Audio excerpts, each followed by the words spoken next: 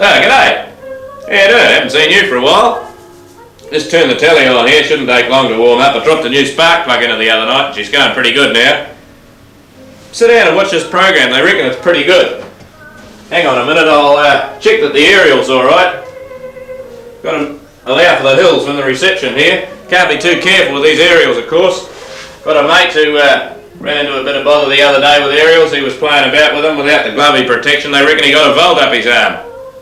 Not too pleasant. Anyway, sit down. I'll make you a cup of beer at half time. Yeah, g'day. Yeah, g'day. Yeah, g'day. G'day. G'day. Yeah, g'day. Right, oh, g'day.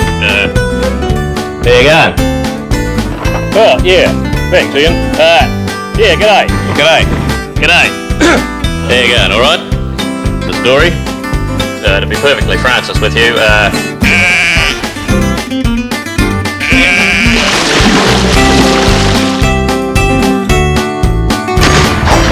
the Dagg Party has a policy on everything. Oh yes, indeed. Oh yes. How are you going to enforce those rules? With the boot. Here you go, Dunedin.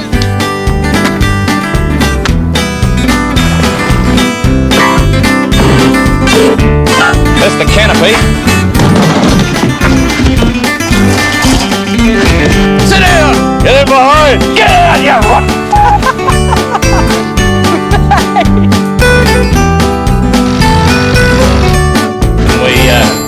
Just a moment, that'll be the phone. You can't play around with nature like that, David. No, I don't live in a cultural desert at all.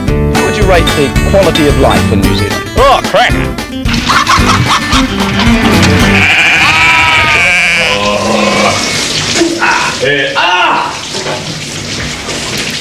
Turn the separator off!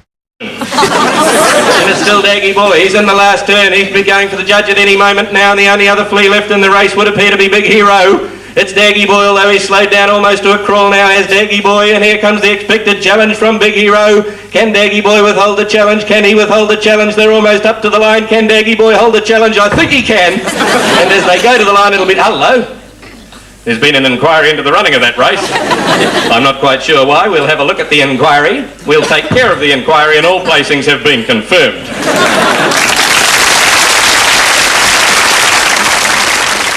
Fred Dagg had probably always been in my head somewhere, I think, from early childhood, and it was a sort of character that I'd mucked about with all through school and stuff. It probably emerges, at least in part, from the way people used to have one another on, adults, when I was a kid, to very amusing effect, I thought, without jokes. It's partly tonal. Daylight saving. Your opinion of daylight saving? Oh, yeah. What the hell's daylight saving, mate? Well, sir, instead of being 8 o'clock in the morning, it'll be 5 o'clock in the morning, so that the sun gets up 3 hours early and it sets 3 hours early. You can't play around with nature like that, David. I haven't ever been a great remember of jokes and stuff, and I didn't ever want to be a kind of stand-up comedian or anything. So I don't know what it is that I'm doing, really, but I certainly started it at that time. It could be carbon dated to 1973, whatever it is. Now, the actual form itself, first of all, what you've got to do is there's a table in here, a particularly interesting little table it is too. You go over to the back page, you work out what you're going to need for basic running expenses, and you fill that amount in under refund. And then you work back through the form until you come to such things as dependent relatives. Now, that, for instance, is catered to getting a refund.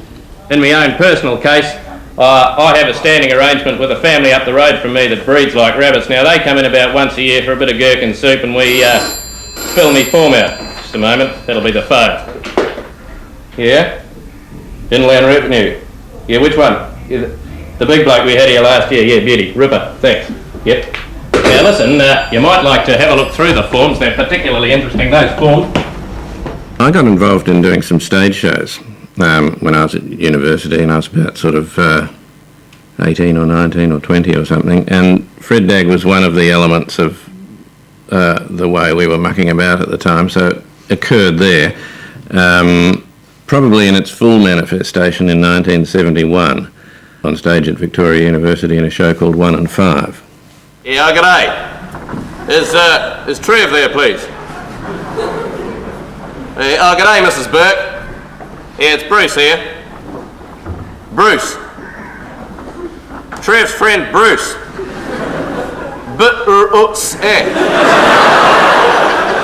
Very late in 1973, a current affairs program had a kind of end-of-year wrap-up, and a few of us were invited to participate in that, and that was his first television appearance. Duck shooting in Willis Street, as I recall. Excuse me, sir? Excuse me? Oh, yeah. The public response was immediate and very gratifying, and a good thing too, because there were some jitters at what might be called the management level in New Zealand broadcasting at the time. Well, women are just not suited to middle and top level administration. They're far too emotional. They can't think rationally. They get too emotionally involved with what they're doing. Now, men are not like that. We look at things from a detached point of view and can make better decisions. In 1973 and 4, there was no videotape. This is one of the reasons that nobody's got copies of a lot of Fred Dagg stuff, was that you couldn't record it. It was shot on film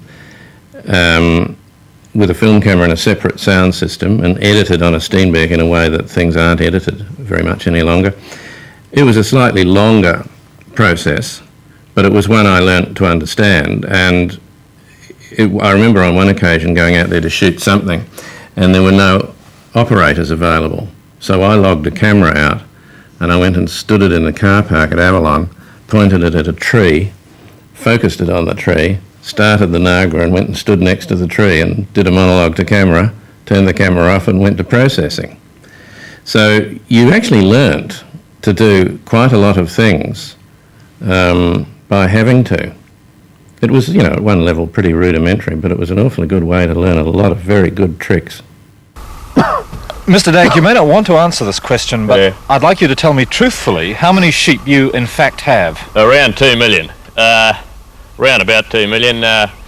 Me wife put them through the race the other day while I was knocking off me porridge in the morning, and she reckoned they were about 2 million.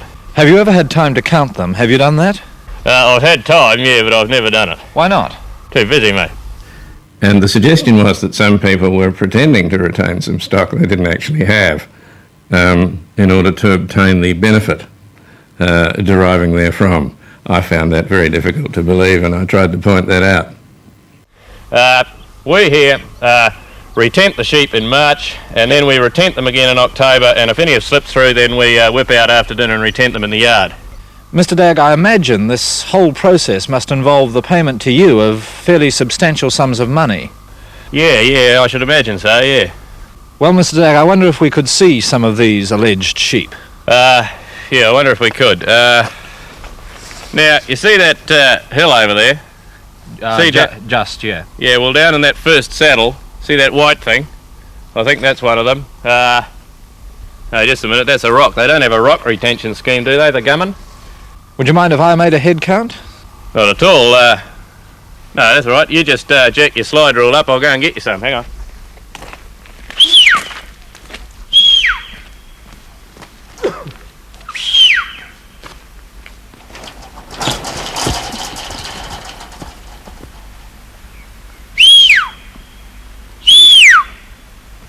Come away, back up here!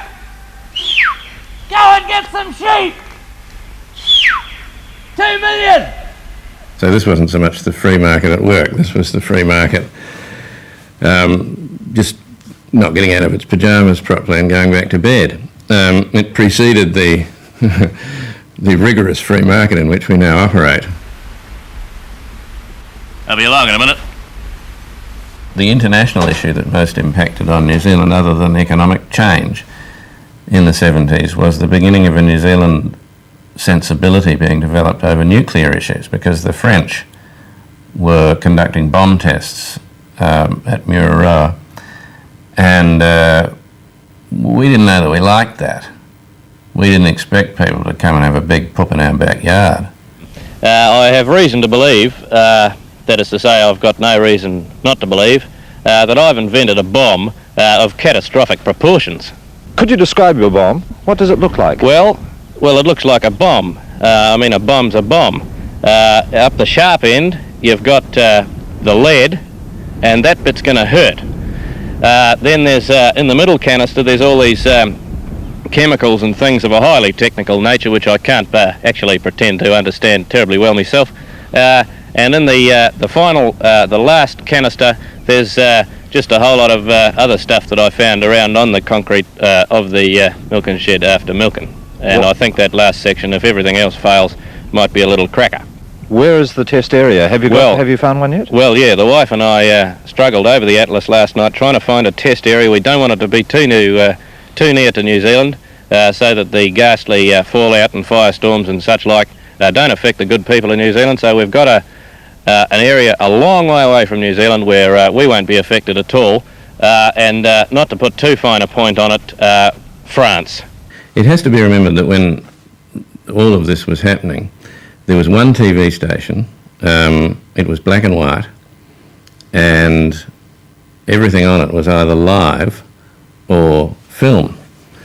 And there weren't very many New Zealanders on it. The news was read by an adult in a dinner suit, and the weather was world quality weather. G'day. G'day. G'day. Now the weather. The weather today over this area here, the green bit here, it wasn't bad by all accounts. Now in this other bit here, it wasn't bad by all accounts either. Not a bad sort of a day all round, really. Now the one thing about today was that there was absolutely no rain anywhere. I don't know where that came from. What there was though, there's a fair bit of minor weather, you might call it, flashing about the place. I know for a fact it was raining in Taiapi the other night when I come through. There's all sorts of Japanese invasion on the west coast. Be very careful of that one. Now there's a bit of that in Wellington. I don't know what it is, but be very, very careful of it. There's a mate of mine in Gisborne looking for rain. Here you are, Trev, just for you, mate. Rain. Now, in Dunedin, and you Dunedin people probably can't see that. You probably haven't seen the weather for a couple of weeks. I'll see what I can do about it for you.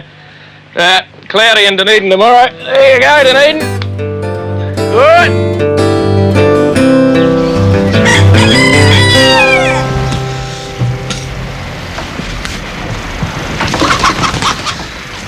In 1974, the people who ran Country Calendar, which was an enormously popular program on New Zealand television, came to John Bannis and myself, who'd been associated with one another for a very long time over lots of projects and had recently done a program called Buck House. And they asked us to kind of take over the final Country Calendar program of the year. I see no reason why either of us need run into the other ever again. All right, that suits me down to the ground. Good. There is one thing that rather bothers me, though. What is that? That's my milk. And it was one of the happiest experiences, and certainly one of the better kind of expressions of the Fred Dagg ethos, because you got to tell the whole story.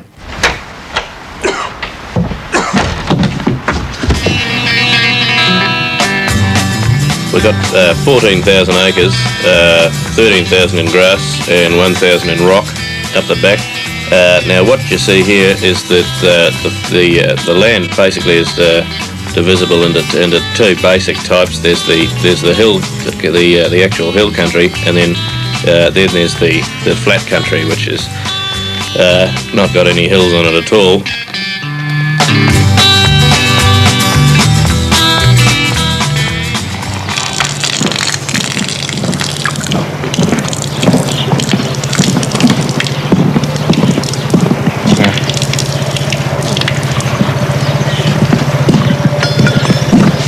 It's all right for you?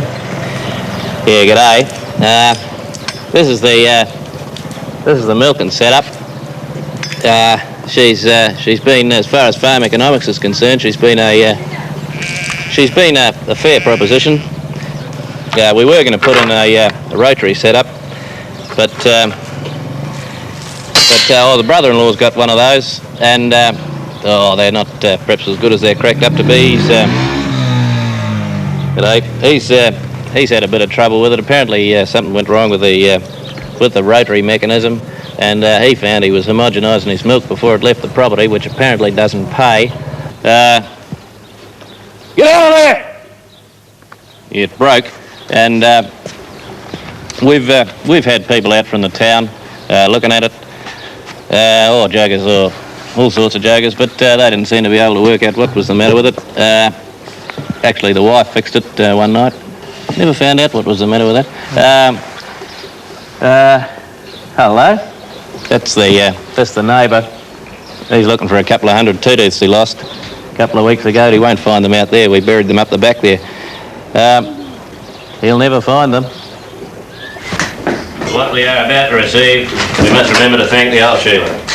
I run the place with my sons, of whom there are approximately half a dozen. Trevor here, he's the firstborn, and he's the eldest as a result of that. And all the Trevor Daggs were, in fact, christened. They're all completely legitimate. I have the certificates. I've subsequently bumped into quite a lot of people who were a Trev at one time or another. I just thought that was a funny idea. The reason I don't like going into town is, the first reason is that, the whole thing is rather confusing. In the simple respect, for instance, of driving. Now, I mean, a bloke has been driving since he was 4. A bloke can drive up and down, backwards. He can drive in his sleep. But go to town, and last time I was in town, for instance, what used to be a two-way street's now a one-way street. You can't turn here. You used to be able to turn there, and now that's a block of flats and stuff. It's very, very difficult. Another thing is, a bloke gets dressed up. A bloke's perfectly normal in all respects. He's wearing very, very conventional clothing. He gets out in the streets and everybody stops and looks at him, which is by no means comforting to the rural person, in which category I class myself. As a result, it's a wee bit on the horrendous side as this town going. It has to be done. It has to be done. I make no bones about it, but I do like to try, in so far as is possible, to play it my own way.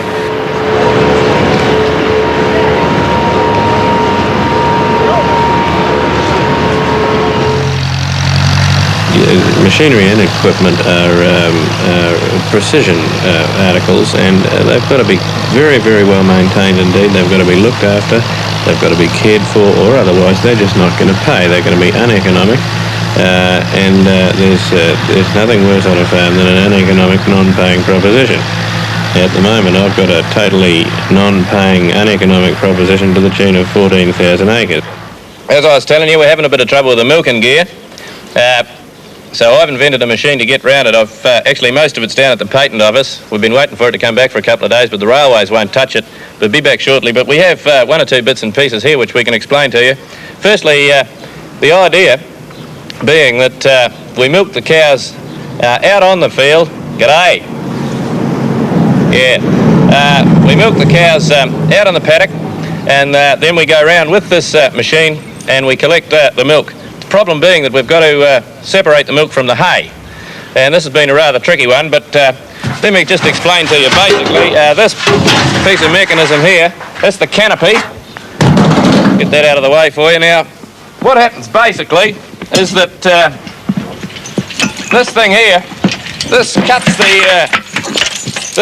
the hands, it cuts the hay, and lies it on the ground. We'll just get rid of that for you. And the next thing that happens is that this machine here, which is connected with a piece of chain, like so, now this picks the hay up with the milk.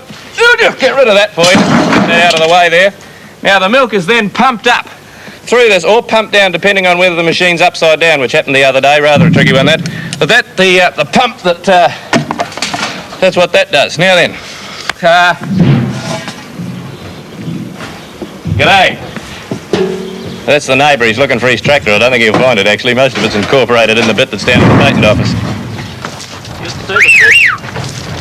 the wool clip that we get off this particular place is now not getting half the money we were getting, and as a result, sheep, well, quite frankly, they don't pay. Now, as a result, instead of shearing twice a year, what we're doing at the moment is we're not shearing this year, and we're putting back onto the sheep the wool we took off them in the previous year. Now, this process, the wooling, goes on at approximately the same time as the shearing used to.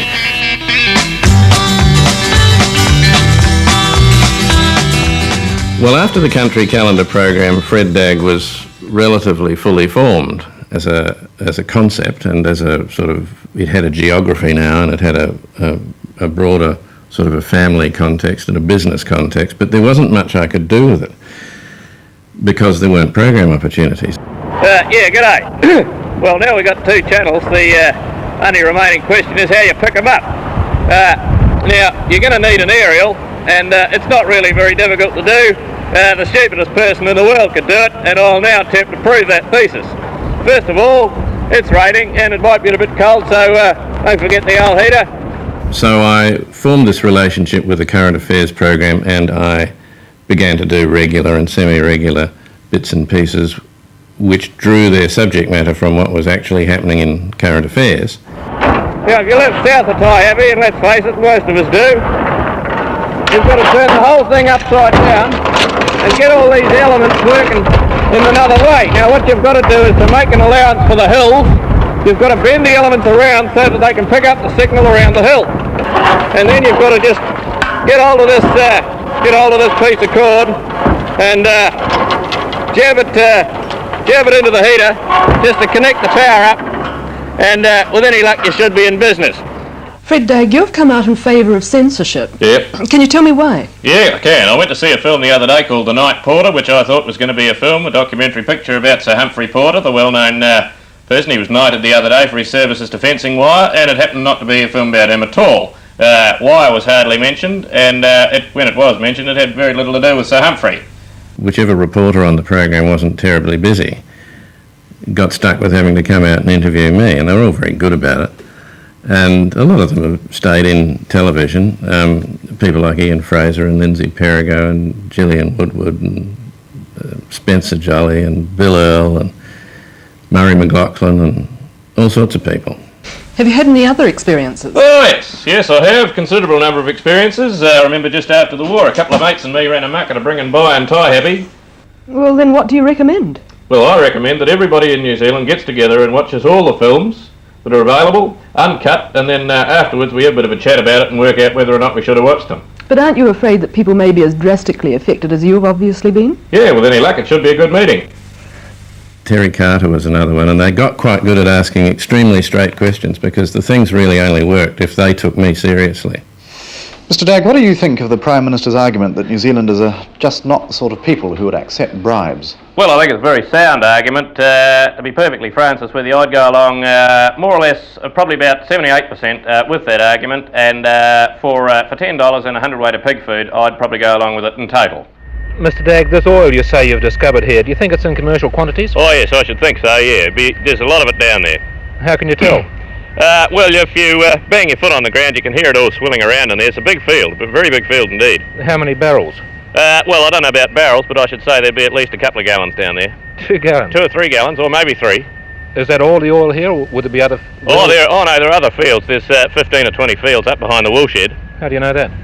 Well, to tell you the truth, I put it there myself just after the war when the price was low, and now the price has gone up. I think it's time we had a few discoveries around the district. Your oil, when it goes onto the market, is it going to bring the price down? I would sincerely hope not. No, that would be the reverse of the trend that I'm hoping for. I would say that if I play my cards right, the price might even go up. How much would you expect to get out of your field? Oh, around about, approximately, give or take a wee bit, somewhere around the zillion mark would be a most suitable amount to make out of this. Of course, not very good oil at the present point in time. I see you're smoking. Surely that's dangerous. Well, it would be under normal circumstances, but this oil is very poor quality in its crude stage. This is called New Zealand sour, and it's a very thin oil. We have to mix a bit of corn flour with it. The oil Sheila's doing that at the present point in time in the separator, as a matter of fact. And we mix corn flour with it to give it the right consistency for the motorised uses. Mr. Dagg, what's your position on this current controversy? Well, my position at the present point in time is that I have reason to believe I never gave an interview. But surely you must know whether you gave an interview or not. Not altogether. Yes, I have reason to believe. At the time that I was giving the interview, I wasn't there. Shall we say that? I was absent at the time. I wasn't there at all at the time that I was allegedly giving the interview. Where were you? I was involved in deep and very, very meaningful talks with the Minister for the Environment at that time. Can that be confirmed? I believe that can be confirmed. I can confirm that to you and get back to you. Certainly, yes. Who is the Minister for the Environment? I am. Just a minute, that'll be the phone. I'm not here. I'll ask me to ring you back later. Thank you. Sorry about the interruption there. Well, I take it then that the reporter who claims to have spoken to you is mistaken. I believe so, yes. Trevor Mistaken. He works for the Otago newspaper, and I believe he's wrong, yes. Well, how could he make such a mistake? I have no idea. He might have been talking, of course, to somebody who looks very like me, sounds like me, is about my height, about my stance, and he may have spoken to such a person, somebody who is so more or less identical to me in such a way that the average person would not be able to tell the difference. You think there are many people like that? There appear to be thousands of them about, yes. We're having a lot of trouble with them at the present point in time. Mr. Dagg, thank you for this interview. What interview is that? You've been interviewing somebody? If I were to state on oath that I wrote these pieces in the sense that I wrote them down before doing them, I wouldn't go too well under cross-examination. Because one of the lessons I was needing to learn at this time was the usefulness and the value of writing. I used to make them up. Now, another very important aspect of our work is phone tapping, because all sorts of communistic nonsense gets spoken over telephone. So we tap the phones like this with a special tapper that we're provided with by the Brigadier, and no communistic conversation can sneak through here anymore. You can, in a way, get away with being a bit loose with your writing on television if you're stupid enough. And I was prepared to be pretty silly to make it work. But in the long run, I was going to have to, sit a couple of proper exams. The other device that we've got for monitoring phone calls is the bugging device. Now, here's a bug here. Just happens to be passing. We'll use it. Now, what you do is you whip this bit off the phone here. You put that bug in there and you speak to it very nicely. You say, "Bug." You just stay there and listen very carefully. I'll be back at about 4:15 and I'll ask you to tell me everything that's gone through this phone. Thank you very much indeed. You say to the bug, you whip that back on there, and every communistic comment that goes through this phone is monitored by the bug. Give it a couple more taps, tap it just a little bit more, and that phone now is comprehensively protected against communistic conversation. In those early years, I could be on television a bit, but it was very, very difficult to make a living because you didn't get paid a lot to make an individual appearance that was quite short. So I had to develop other ways of earning a living, and one of those was to do a couple of commercials. G'day. I'd like to book a seat on the Big Steel Bird, please. Dagg's the name. We made it work for everybody, and the way it worked for me was that I made sure that Fred Dagg said a couple of funny things in each commercial so that they worked for the character, and to an extent those commercials became my programs. Can't stay behind all your life. You got your togs? Most of me luggage cleared up. Hey, Garcon, can I please have another couple of half dozens, or make it a dozen, and a plate full of gum leaves from my cobber? Will that do you? Fantastic. Beauty. And can you open the window? Feeling fantastic. It's a feeling nice to know. Feeling fantastic. My dear praises In 1975, there was an election, and the news developed, as it were, a theme, which was the election. And I thought, that's a very good idea, I'll jump aboard that. So I actually stood for public office in the imaginary parallel world in which Fred Dagg lived.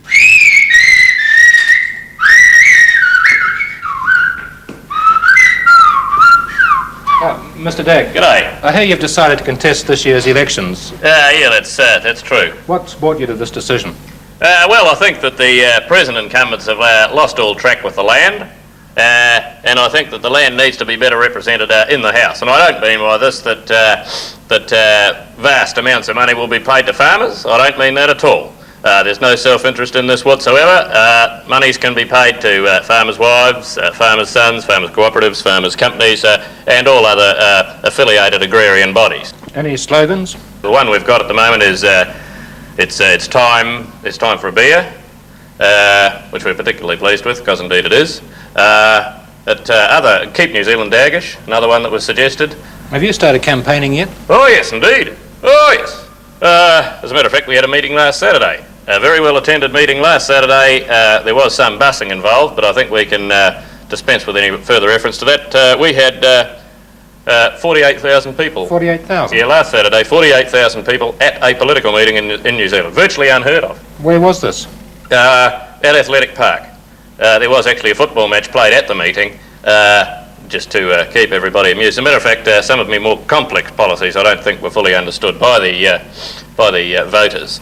Mr. Dagg, where did you get the idea for the Citizens for Dagg campaign? Oh, it's not my idea at all. This is an idea that some of my supporters have had in the more northern regions, and I don't know where they got it from. I believe they just plucked it out of the air sometime late yesterday afternoon. Well, it's a steal then from the Citizens for Rolling campaign. I've never heard of that, no.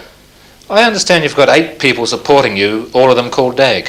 I believe that's correct, yes. There's T-Dagg, T-Dagg, T-Dagg, T-Dagg. There's Trevor Dagg, there's Trev Dagg, and of course there's young Trev, my youngest son, and there's OS Dagg, of course, as well. Who's OS Dagg? Oh, that'd be the old Sheila. Yeah, she'd be in there. Or your family then? I believe so, yes, indeed. It's hardly a cross-section of the public, is it? Well, I don't know. I think there's a fair cross-section, and they're very reputable, some of those people. There's cropping men, there's sheep men, cattle men, there's fencing men, and of course there's the old Sheila, who's a force to be reckoned with. Could you tell me the substance of your proposed legislation? Yeah, I could. Very briefly, it's a bill which proposes to make it an offence to give people under about 18 years of age the impression that being a Member of Parliament is quite normal and natural. Well, what is in fact not normal or natural about being a Member of Parliament? Well, are you one? Am I one? Ask yourself. Hardly anybody is a Member of Parliament. It's a minority thing. They get themselves into positions of power. They're practically running the place some of the time. Oh, indeed, yes. The Dagg Party has a policy on everything. The Dagg Party does indeed have a very strong policy on divorce. We regard marriage as being a joint venture. We're pretty broad-minded in this respect. We regard people as being able to get a divorce. We have imposed a trial separation period of 25 years on the couple, but after that, if either of the parties wants a divorce, then they can have one, of course. Unless, of course, one of the parties involved is a woman. What about research? Is the Dagg Party looking into research into crime? It's well known, undeniable in fact, that most of the crime, probably about 98% of the crime in New Zealand at the present point in time, is committed by criminals, actually, or people attempting to attain criminal status. And sundry ratbags would make up the other 2%. And these are the people we'll be clobbering. We're interested in the little man. We're a party for the little man, and we'll be hitting the little man as hard as we can possibly hit him once we find him. If I'm 55, married or single, what could I expect under your plan in 5 years' time? Oh, you could expect to be 60. We're not going to dabble with age at all. We're not going to play around with nature. That'd be stupid. You could expect to be 60 as under the present system. Could you tell me what happens if I die? Oh, well, that'd be a shame, wouldn't it? Yeah, that'd be a pity. I think we'd all say that. Can you tell me what money... Oh, money-wise, yeah, sorry. Yeah, you'd get $1 zillion. When you die, you get $1 zillion. That would go to my wife and dependents? No, it'd go to you. No, we're looking after you. When your wife dies, she picks up $1 zillion too. But she gets no money when I die? Oh, I don't know, she got a job, she could probably take care of herself. Don't you think that your policies could be described as racist? Not really. You obviously didn't see the address I gave in Auckland last Friday, where I covered myself in nugget and recommended that we get all the white people out of New Zealand by Friday. No, I don't think I'd be classed as a racist by any manner of means. A genius, yes. A racist, no. Well, there seems to be some conflict here. Who is it that you want to get rid of? Well, depending on who I'm talking to, I want to get rid of the other lot.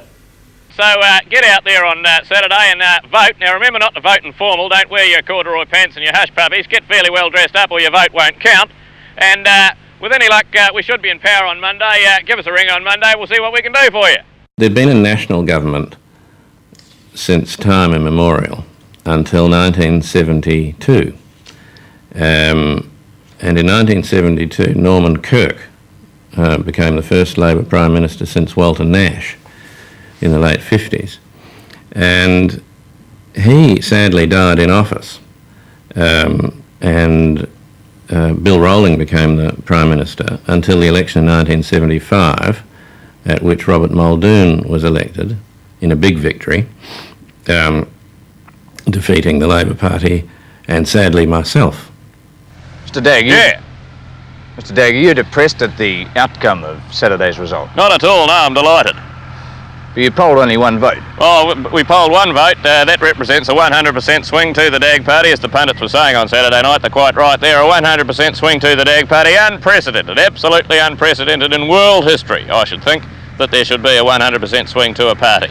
Now, did you vote on Saturday? I did indeed vote on Saturday, yeah. Whom for?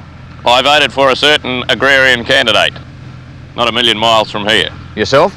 Oh, I believe that was his name, yes. Now, what happened to your claim of the large Dagg disciple following? Why didn't they vote for you on Saturday? Well, there was a big party at the Plough and Checkbook, and I think that debilitated certain of our followers. Well, when are you going to declare your hand and fold? Well, I think that I have got a complaint in, of course, to the government printer who printed quite a lot of the voting forms, didn't have the Dagg Party candidate on them at all, and numerous followers of mine have said where were the names, and I'm actually lost for an answer, absolutely lost. As Provisional Prime Minister, Mr. Dagg, Yeah. assuming that is that special votes will give you a majority, Yeah. what are your priorities? What are me what? Priorities? Basically what we're going to do is demolish the existing superannuation legislation, look very closely at broadcasting, and get rid of all the people in important places up and down the country who backed the wrong side in the election. How long do you think it'll take you to demolish superannuation? Well, if the weather's good, around about quarter of an hour. Does that mean we can expect our contributions back pretty immediately? Well, yes and no. Yes, you can expect them back, and no, probably not this century. It's a very, very tricky business doing that, and I doubt very much whether we'll be able to slip them back to you, actually into your pocket this century. Well, taking another of your priorities, what's going to happen with broadcasting? Well, we'll be replacing broadcasting. What with? With Bert Walker. Why, Mr. Dagg, have you suddenly taken upon yourself to be spokesman for broadcasting? Because people keep coming and asking me questions about broadcasting. Sit down!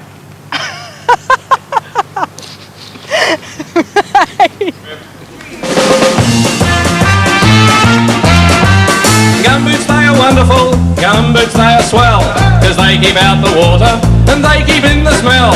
And when you're sitting round at home, you can always tell when one of the troops has taken off his gumboots. If it weren't for your gumboots, so where would you be? The songs came about partly because songs are fun, and I came from a generation who used to sing all the time, and that's what we used to do at parties, you'd sing. Now Rod, Muldoon and Rolling, they haven't made a hit. They're ruining the country more than just a bit. And if they keep on the way they're going, we'll all be interred. So you'd better get your feet up your gumboots. If it weren't for your gumboots, so where would you be? You'd be in the hospital or in the infirmary. When I did the first Fred Dagg record, which was done for EMI, and EMI very generously gave me a morning in which to record an entire album. Such was their confidence in the product.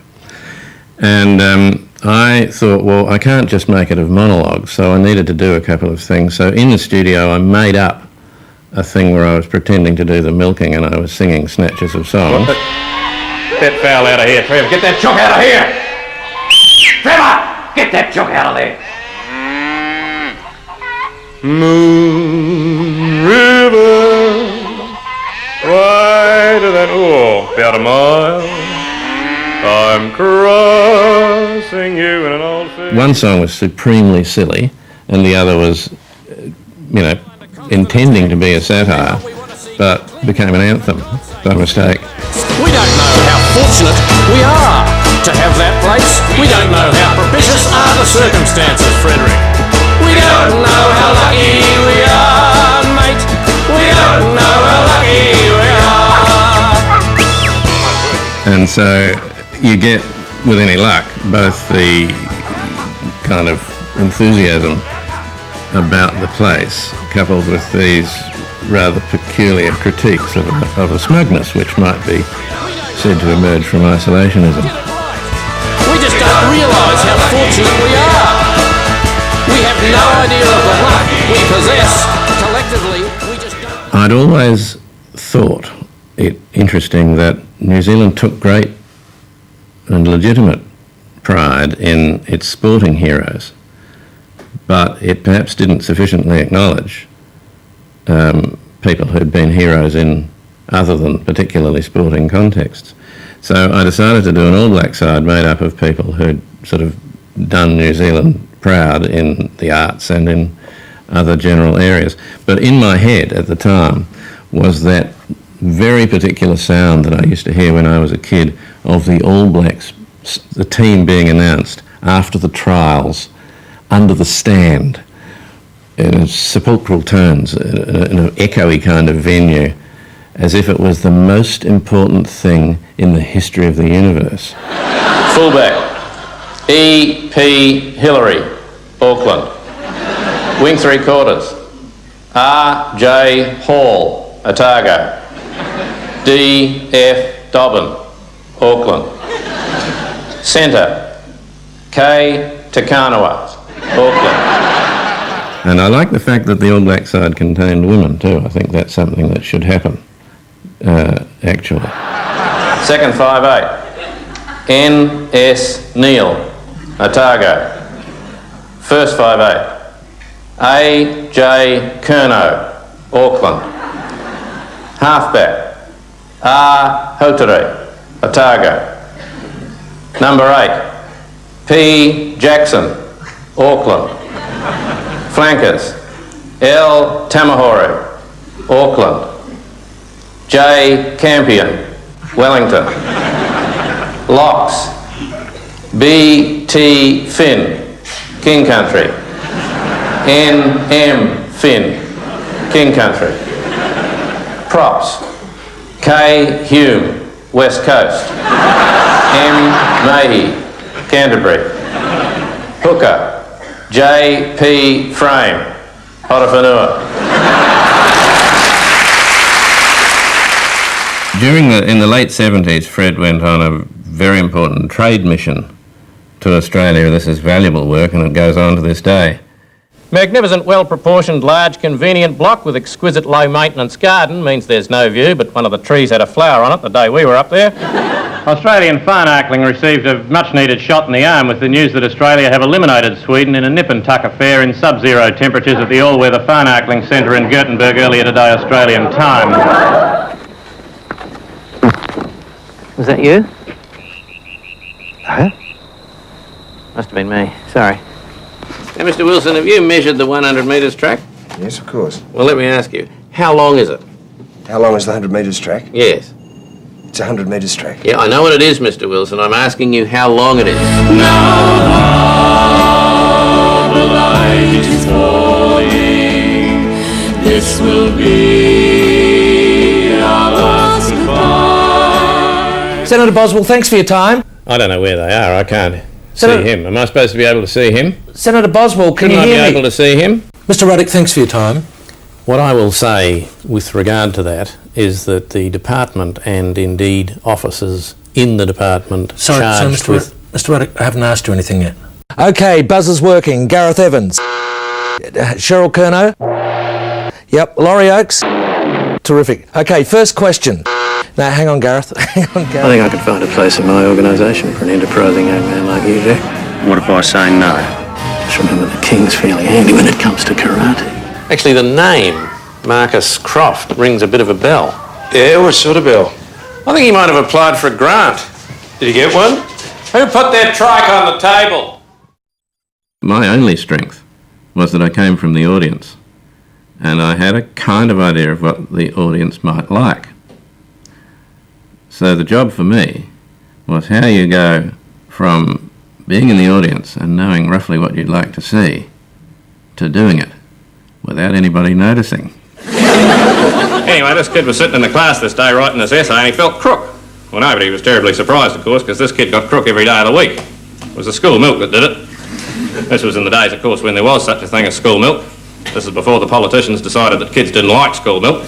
And if they did like it, they didn't want it. If they both liked it and wanted it, and they bloody well weren't going to get it.